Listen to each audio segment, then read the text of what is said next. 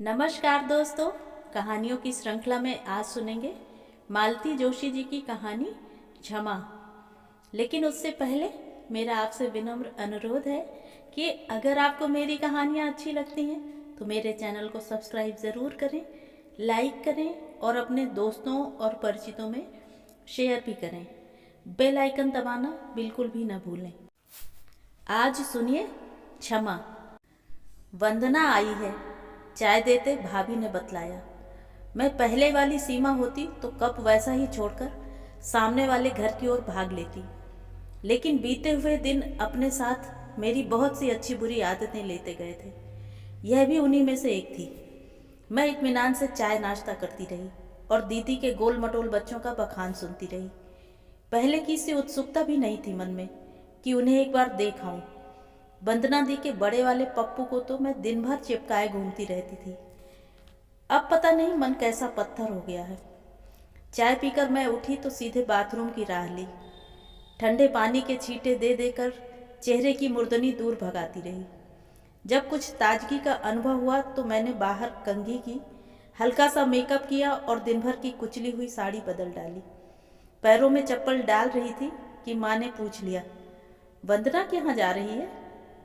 मैंने जवाब नहीं दिया। दिन भर स्कूल में मगजमारी करने के बाद घर वालों से उलझने की सामर्थ्य नहीं रहती मुझ में। माँ दोबारा कुछ पूछे इससे पहले ही मैं बाहर निकल गई। इतनी तेज रफ्तार से मैंने गली पार की कि सड़क पर पहुंचने तक हाँफने लगी थी मैं। डर माँ का नहीं था, दीदी का था। वे अगर देख लेती तो हाथ पकड़कर रोक ही लेती। उनसे जान छुड़ाना मुश्किल था। उनके स्नेह का अधिकार ही था ऐसा। एक बार पकड़ लेंगी तो फिर बिठा ही लेंगी। ढेर सारी इधर उधर की बातें करेंगी और बस घूम फिर कर उसी विषय पर आ जाएंगी। दीदी ही क्यों, आजकल किसी भी परिचित के सामने पड़ते मुझे डर लगता है। शादी ब्याह में तो मैंने जाना ही छोड़ दिया है।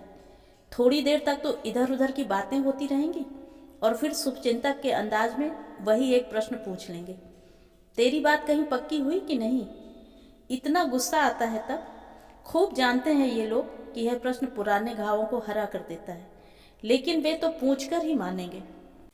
लेकिन दीदी तो समझदार हैं, उन्हें तो सारा इतिहास मालूम है। फिर वे क्यों उठाती हैं यह बात?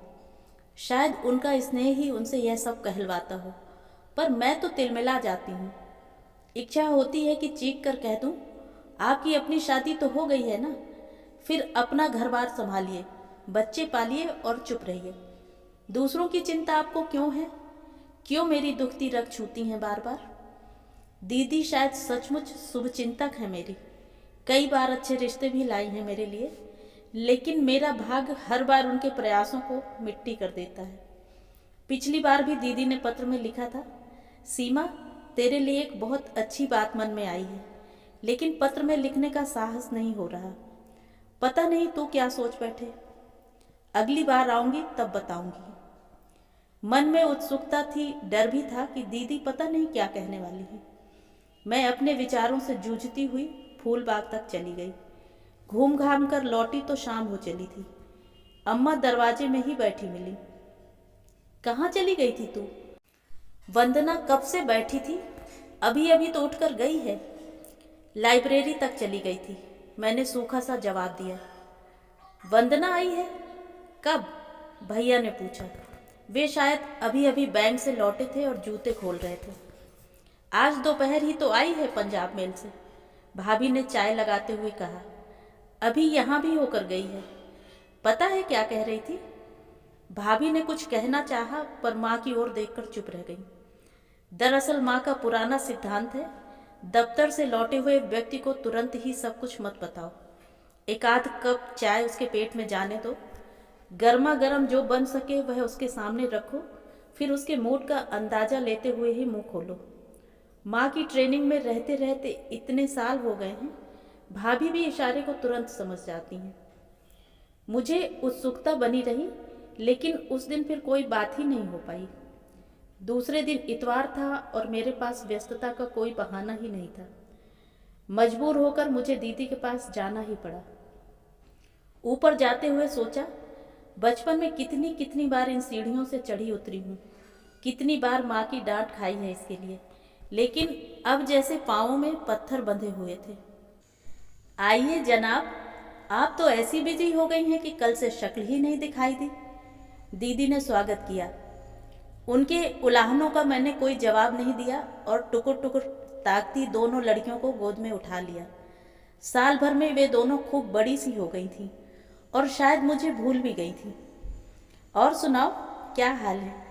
दीदी ने पूछा और हमारी बातचीत शुरू हो गई, पर उसमें पहले की सी रवानी नहीं थी। जैसे चुन चुन कर हम लोग बातें उठा रहे थे। पहले तो हम लोग घंटों बातें करते थे और समाप्त ही नहीं होती थी। वे मुझसे 4-5 साल बड़ी थी, लेकिन पास पड़ोस में और कोई न होने के कारण हम लोगों में खूब घुटती थी। उनकी शादी में मैं इतना रोई थी कि देखने वालों को ताज्जुब आ गया था। माँ ने तो कहा था, तेरे कोई देवर नहीं है बंधु, इसे भी अपने घर में बुला ले। सब लोग हंस दिए थे। हंसने की बात ही थी। इतनी कट्टर ब्राह्मणी है माँ, भला कायस्थों के यहाँ मुझे ब्याहती। बोलने का काम दीदी ही कर रही थी, मैं तो श्रोता की भूमिका निभा रही थी। कहने के लिए उनके पास सैकड़ों बातें थीं, घर की, बच्चों की, बच्चों के पिता की। मेरे पास क्या था? इस बार सीमा, मैं तेरे लिए लश्कर लाई हूँ, नहीं तो इस गर्मी में मुझे कोई भेज भी नहीं रहा था। दिल्ली कोई हिल स्टेशन तो नहीं है, मैंने ताव खाकर कहा। उनके स्वर में जो एक दर्द होता है वह मुझसे सहा नहीं जाता। दिल्ली तो हिल स्टेशन नहीं है, लेकिन मसूरी तो है, और हमारा मसूरी जाने का प्रोग्राम था। होटल में कमरा तक बुक करवा लिया था, लेकिन तेरी वजह से मैं यहाँ दौड़ी आई हूँ। तेरे जीजा जी तो इतने नाराज हो रहे थे। मुझ पर यह मेहरबानी किस लिए? मैंने कसैले स्वर में पूछा। क्या चाची ने तुम्हें कुछ बताया नहीं? माँ ने? नहीं तो। दीदी कुछ क्षण चुप रहीं, शायद शब्द जुटा रही थीं। वे इतनी देर से बात कर रही थीं, तब भी मेरे मन में यही था कि वे बस भूमिका बांध रही हैं किसी खास बात को कहने के लिए, और वह बात अब कहने ही जा रही थी।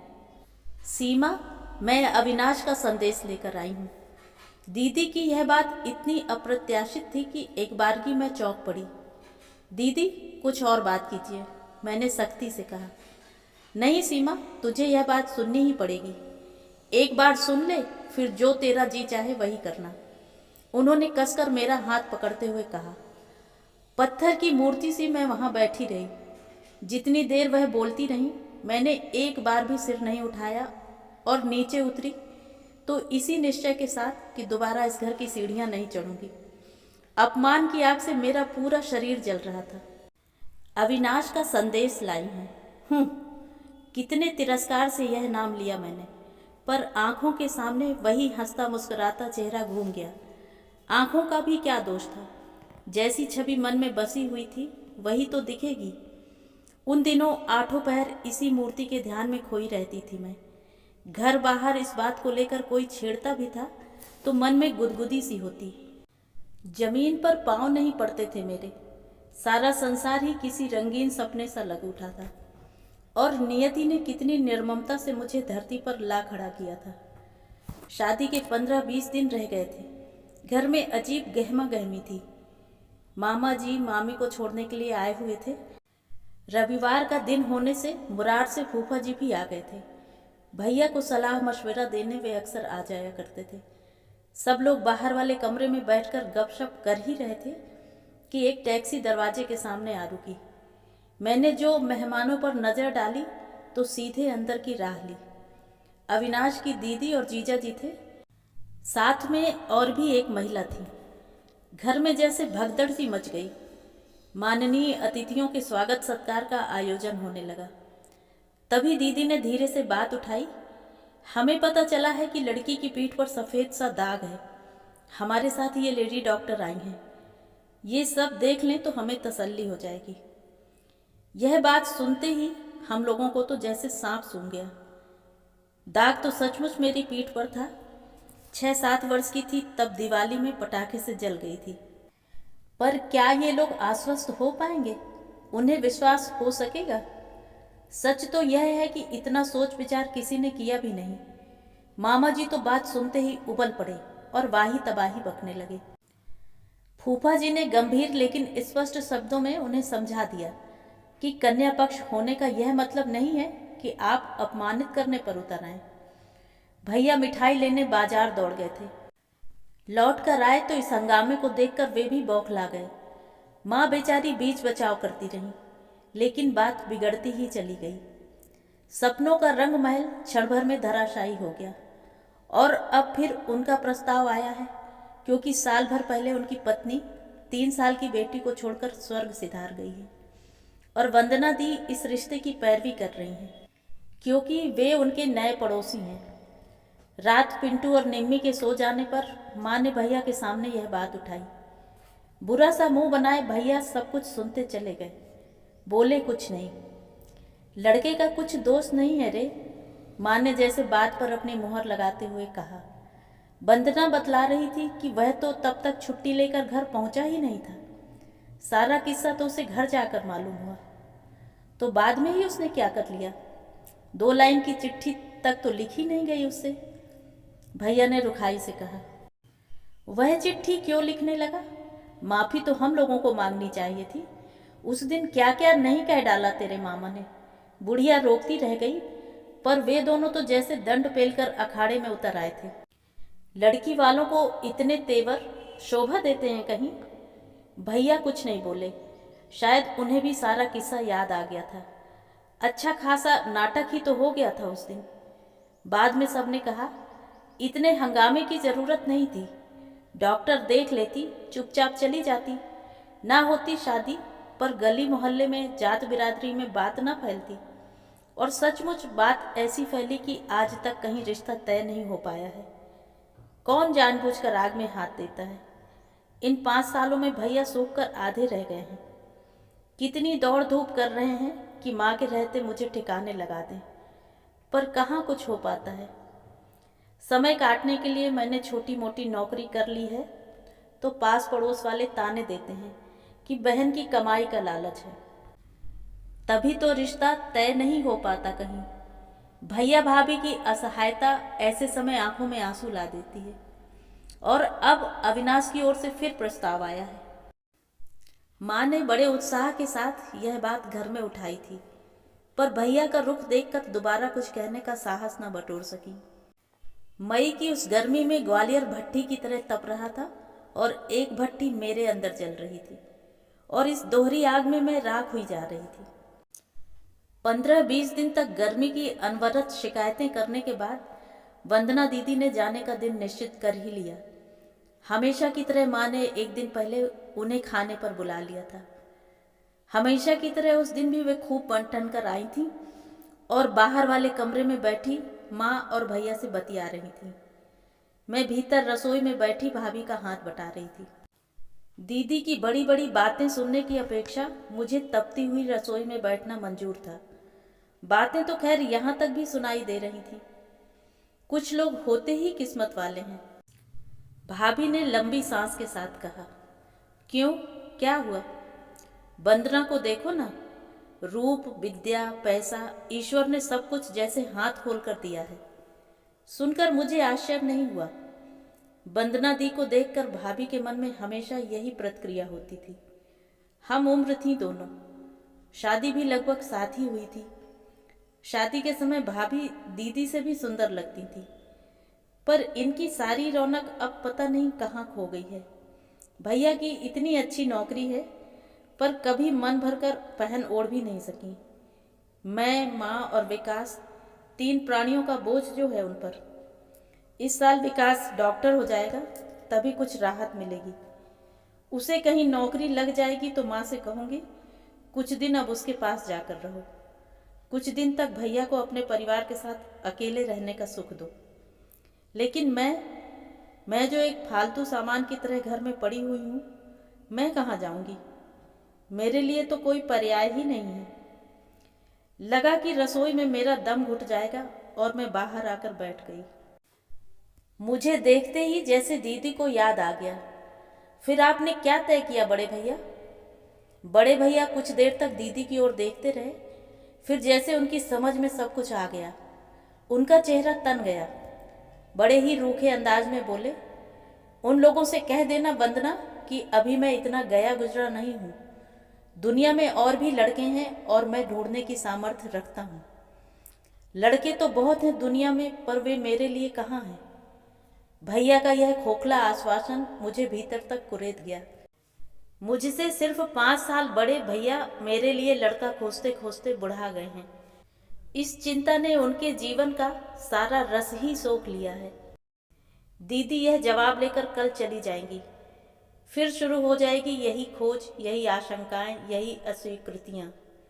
दीदी जाने को हुई तो पता नहीं कहाँ से हिम्मत बटोर कर मैंने उनके सामने खड़े होकर कहा, दीदी अब मेरी वह छुई मुई उम्र तो रही नहीं कि शादी की बात घर वाले ही तय करेंगे।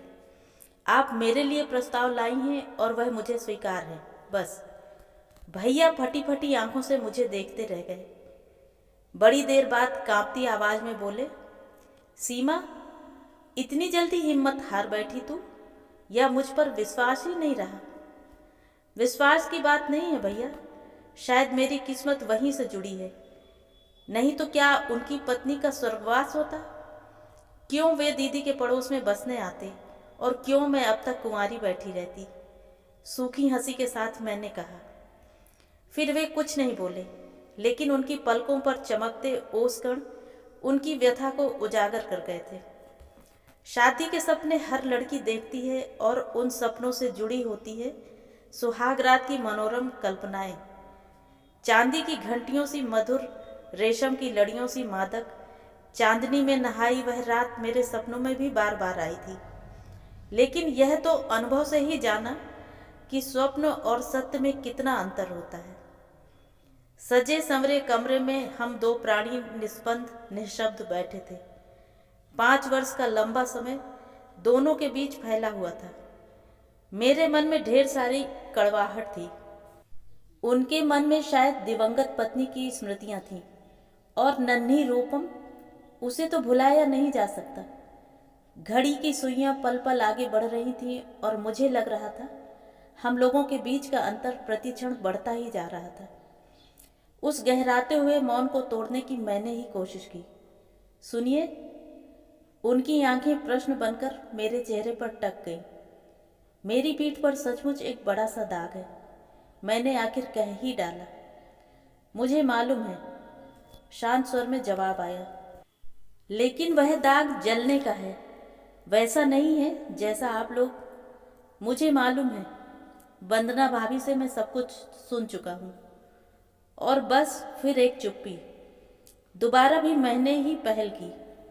यह भेद कहाँ से मिला आपको? उस शुभचिंतक का नाम बतला सकेंगे?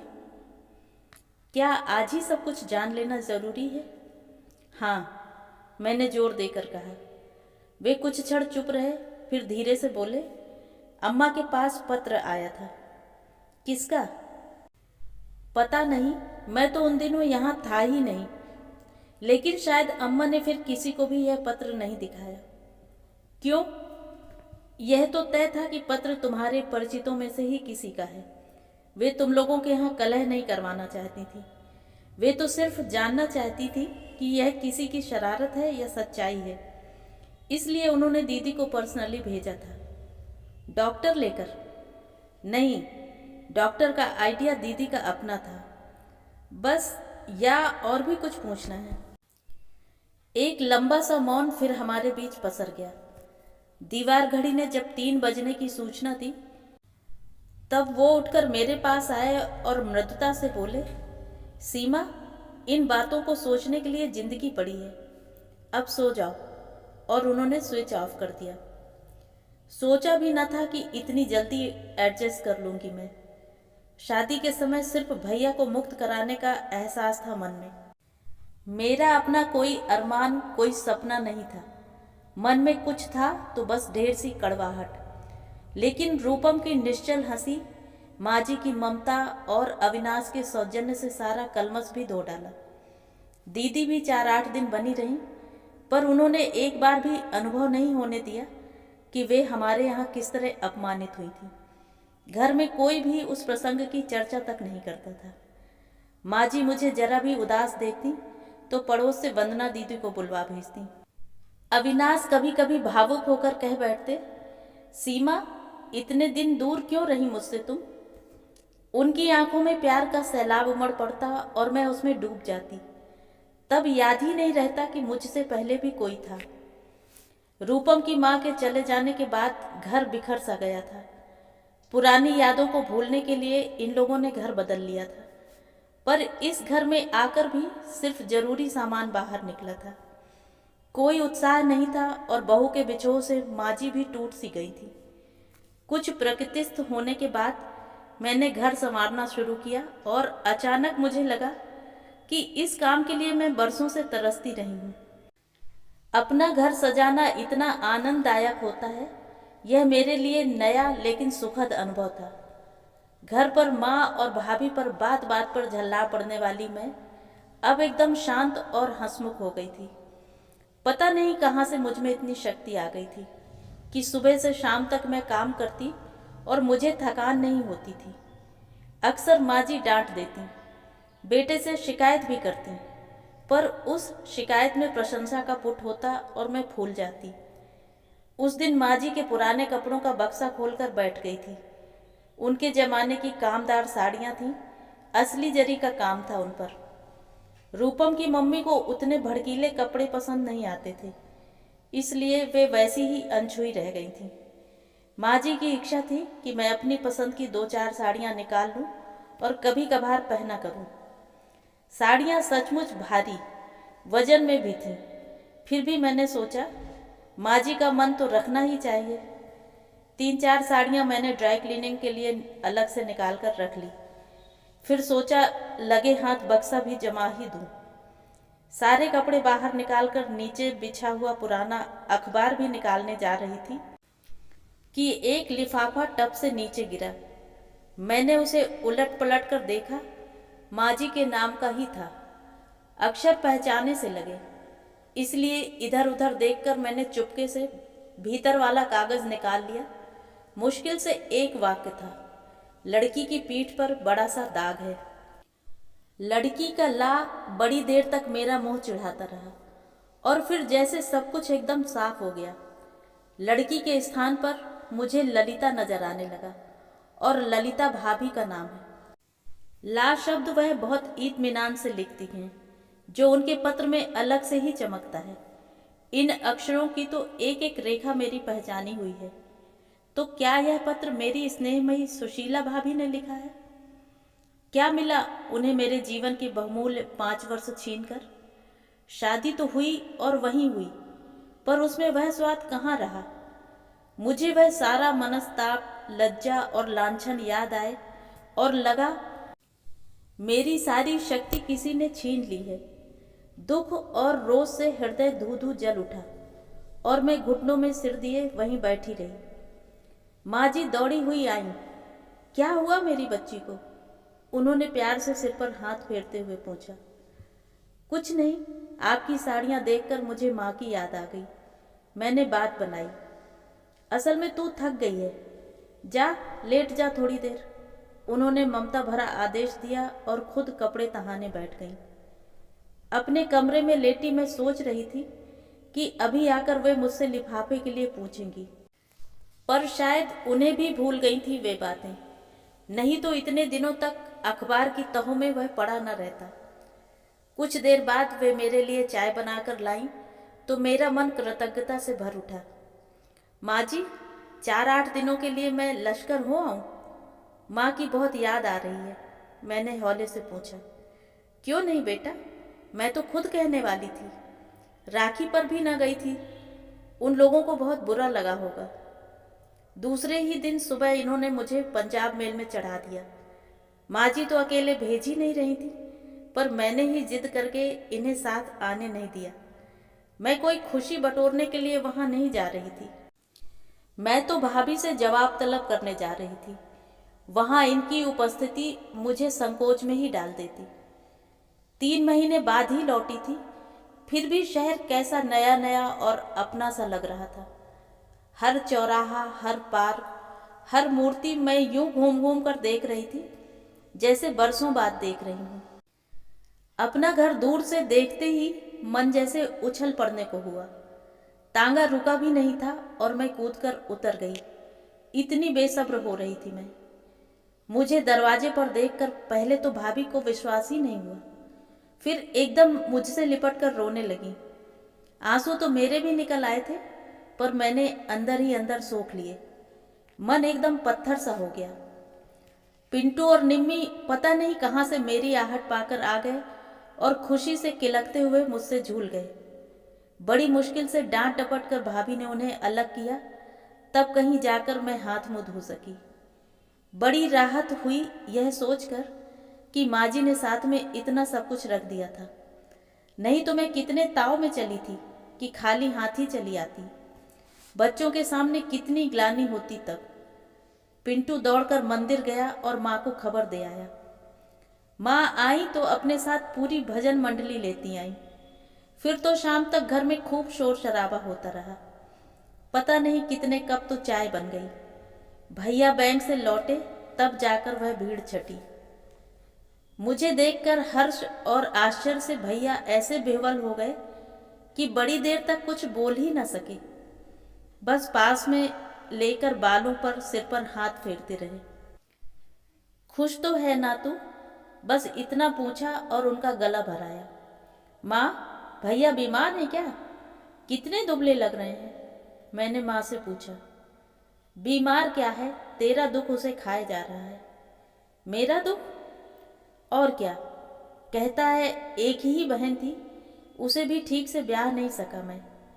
तू राखी पर नहीं आई तो यही समझ लिया कि नाराज है। भैया तो पता नहीं क्या सोच लेते हैं। रात भाभी के हाथ का गर्मा गर्म खाना खाकर मैं माँ की गोद में सिर रखकर लेटी थी। पिंटू निम्मी मेरे अगल बगल लेटे थे। माँ मुझे धीरे धीरे थपकियाते हुए ससुराल के हाल चाल पूछ रही थी। बच्चों को डबल डेकर, चिड़ियाघर, लाल किला और कुतुब मीनार के संबंध में जानने की उत्सुकता थी। भाभी रसोई समेटते हुए गुनगुना रही थी और उनकी आवाज़ बर्तनों की खनक के साथ मिलकर अजीब से संगीत की सृष्टि कर रही थी। सड़क पर विकास अपने दोस्तों से बातें कर रहा था। उन लोगों की आवाज़ें यहाँ तक आ रही थीं। भैया अपना फेवरेट माता कालिका गाते हुए समाचार सुन रहे थे। पास पड़ोस से ऐसी ही परिचित आवाज़ें सुनाई दे रही थीं और एकाएक मेरे मन ने स्वीकार किया कि सारे सुख साधनों के बीच भी मेरा मन इस परिचित माहौल के लिए, इस छोटे से घर के लिए, अपनों के सामीप्य के लिए तरसता रहा है। प्रतिपल यहाँ की याद मुझे सालती रही थी, जिसे मैं जानबूझकर अनदेखा कर जाती थी। यही मन हो रहा था कि अनंत काल तक इसी तरह माँ की गोद में लेटी रहूं, उनका ममता भरा हाथ मुझे थपकी देता रहे। पिंटू और निम्मी इसी तरह बाहों के घेरे में मुझे बांधे रहें। भाभी इसी तरह गुनगुनाती रहीं। लता, भैया ने आवाज़ दी, 4-6 कटोरियाँ लेकर इधर आना जरा। कटोरियों का क्या करेंगे भैया? मैंने सोचा, लेकिन अधिक देर तक सोचना नहीं पड़ा। भाभी ट्रे लिए आ खड़ी हुई। सीमा उठो, कुल्फी खाओ। कुल्फी? इतनी रात में? अभी 9 ही तो बजे हैं। बस उठो, चटपट शुरू हो जाओ। आज भैया तुम्हारे टॉप मूड में हैं। तुम्हारे लिए विकास को भेजकर स्पेशल पान मंगवाए गए हैं। सच? मैं तो शर्म से गड़ ही गई। बहू ठीक ही कह रही है। कितने दिनों बाद आज उसके चेहरे पर रौनक नजर आई है, माँ ने कहा। और आज कितने दिनों बाद लता कहकर आवाज़ दी है, यह तो पूछो, भाभी ने फुसफुसाकर कहा और रसोई की ओर भाग गई। बुआ, तुम यहीं रह जाना अब। तुम रहती हो तो अच्छा लगता है, बच्चों ने भोलेपन से कहा। घर में जैसे उत्सव का वातावरण छा गया था, उससे वे भी अभिभूत हो गए थे। यह आनंद का उद्रेक मेरे ही कारण है, यह जानकर अच्छा लग रहा था। कुल्फी खाने के लिए भैया भी भीतर चले आए और हम रात 1 बजे तक बैठे बतियाते रहे।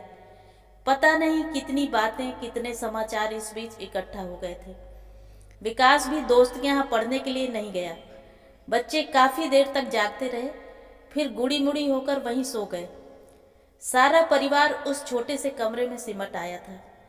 दिन भर मुझे इसी अवसर की प्रतीक्षा थी और अब मेरी हिम्मत नहीं पड़ रही थी। खटिया के नीचे मेरे सूटकेस में भाभी का लिखा हुआ पुर्जा बाहर आने के लिए छटपटा रहा था। क्षण भर में सारा वातावरण चटकाकर चूर कर देने की ताकत उसमें थी, लेकिन लगा यह अन्याय मुझसे नहीं होगा। जीवन भर के लिए भैया की हंसी, पारिवारिक सुख शांति छीनने का पाप मैं नहीं कर पाऊंगी। माँ को जिंदगी भर के लिए एक नया दुख मैं नहीं दे पाऊंगी। भाभी का अपराध सचमुच बड़ा है, पर उन्हें दंड देकर क्या मेरे जीवन के बहुमूल्य वर्ष लौटाए जा सकेंगे? फिर इस आयोजन से फायदा? अब आप लोग सोइए भी, देख नहीं रहे उनकी आंखें झपक रही हैं, भाभी ने कहा। तब जाकर सभा बर्खास्त हुई। बेचारी रात भर जागी भी तो होंगी। निम्मी को उठाते हुए भाभी ने फुसफुसाकर कहा तो मेरा मुंह शर्म से लाल हो गया। वे पिंटू को जगाने के लिए आई तो मैंने कहा रहने दो इसे यहीं, आज आपके साहब भी तो टॉप मूड में हैं। बदतमीज, दिल्ली जाकर यही सब सीखा है, उन्होंने चिकोटी काटते हुए कहा और कमरे में भाग गई। भैया की खुशी की किरणें उनके चेहरे को भी जगमगा गई थी। उनकी खनकती हंसी देर तक कानों में गूंजती रही और मैं सोचती रही थी क्या यह सब सच है या सपना देख रही हूँ। मन जैसे चीख चीख कर पूछ रहा था, भाभी क्या सचमुच तुम्हें मेरे आने से खुशी हुई है या तुम्हारा यह स्नेहमय रूप भी एक छलावा है? एक क्षणिक आवेश में ही तुम वह पागलपन कर बैठी थी या वह भी एक सुनियोजित षड्यंत्र ही था? मुझ जैसी अत्यंत साधारण लड़की को इतना अच्छा घर-वर मिलते देख कई लोगों को ईर्ष्या हुई थी। क्या तुम भी उन्हीं में से थी या कर्ज की मोटी रकम तुम्हें बौखला गई थी? अपनी करनी पर सचमुच तुम्हें कभी पश्चाताप हुआ था या अपनी सफलता पर तुम खुश होती रही हो? इन अनगिनती प्रश्नों के उत्तर जानने का मेरे पास कोई उपाय नहीं है, क्योंकि मैं कभी भी इन्हें जबान पर नहीं ला पाऊंगी। किसी भी कीमत पर सही, मुझे तुम्हारा प्यार, तुम्हारी खुशी चाहिए, क्योंकि तुम्हारे दम से ही मेरे भाई का संसार है और भाई के सहारे ही माँ की रही सही जिंदगी है। कभी कभार माँ की गोद में सिर छिपाने के लिए मुझे जगह चाहिए। भाई की छाया में कुछ क्षण सुख चैन से जीने का अधिकार मुझे चाहिए। इसीलिए तो तुम्हें क्षमा कर दिया है। तो ये थी कहानी। कहानी आपको कैसी लगी कमेंट करके ज़रूर बताएं।